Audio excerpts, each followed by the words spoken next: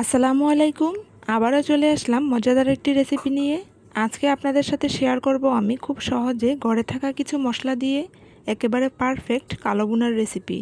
তাহলে চলুন রেসিপিটি দেখে নেই। কালো ভুনা তৈরির জন্য প্রথমে এখানে আমি 1 কেজির মতো গরুর সলিড মাংস ভালোভাবে পরিষ্কার করে নিয়েছি। আর এই মাংসগুলোকে এরকম ছোট সাইজ করে কেটে নিয়েছি।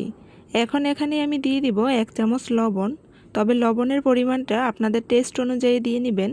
দিয়ে দিব 1 চামচ হলুদের গুঁড়া, 1 চামচ গরম মশলার গুঁড়া, হাফ চা চামচ লাল মরিচের গুঁড়া।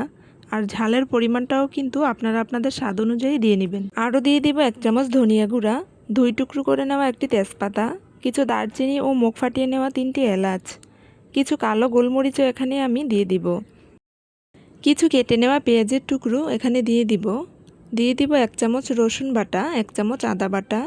আর আগে থেকে আমি কিছু পেঁয়াজ বেরেস্তা করে রেখেছিলাম, এখন ওই পেঁয়াজ বেরেস্তাগুলো এখানে দিয়ে দিব। আরও দিয়ে দিব এখানে আমি যে পেঁয়াজ বেরেস্তার যে তেলটা রয়েছে সেই তেলটা এখানে আমি সম্পূর্ণটা দিয়ে দিব। এবার সবগুলো মশলা আমি ভালোভাবে হাত দিয়ে মেখে মিশিয়ে নিব।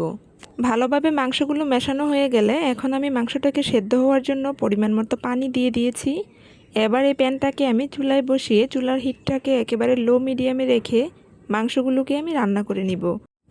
তবে মাংসগুলো সেদ্ধ হওয়ার জন্য আপনারা আপনাদের পরিমাণ মতো পানি দিয়ে ভালোভাবে মাংসগুলোকে সিদ্ধ করে নেবেন। আর কিছুক্ষণ পরপর আমি ঢাকনাটাকে উঠিয়ে একটু মাংসগুলো নেড়ে দিব, যেন মাংসগুলো নিচ থেকে লেগে না ওঠে। ঠিক একইভাবে আমি মাংসগুলোকে প্রায় 40 মিনিট চুলার লো হিটে আমি রান্না করে নিয়েছি। তারপর এই তো দেখুন আমার মাংসগুলোর মধ্যে এরকম কালার চলে এসেছে। তো এই মাংসগুলো যত ভালো কষানো হবে মশলার সাথে ততই কিন্তু ভালো একটা কালার চলে আসবে। মাংসটাকে বাগারের জন্য এখন একটি কড়াইয়ে আমি দিয়ে দিব হাফ কাপ পরিমাণ সরিষার তেল। আর অবশ্যই কালো ভুনা রান্নার জন্য সরিষার তেলটাই ব্যবহার করবেন, তাহলে রান্নার টেস্ট ও কালার দুটোই কিন্তু ভালো আসে। তারপর এখানে দিয়ে দিব আমি কিছু কেটে নেওয়া পেঁয়াজ ও কিছু রসুনের টুকরো। আরও দিয়ে দিব এখানে আমি 4 থেকে 5টি শুকনো মরিচ। এবার এগুলোকে ভেজে নিব। পেঁয়াজ ও রসুনগুলো যখন বাদামি কালার হয়ে আসবে তখন মাংসের মধ্যে আমি ঢেলে দিব।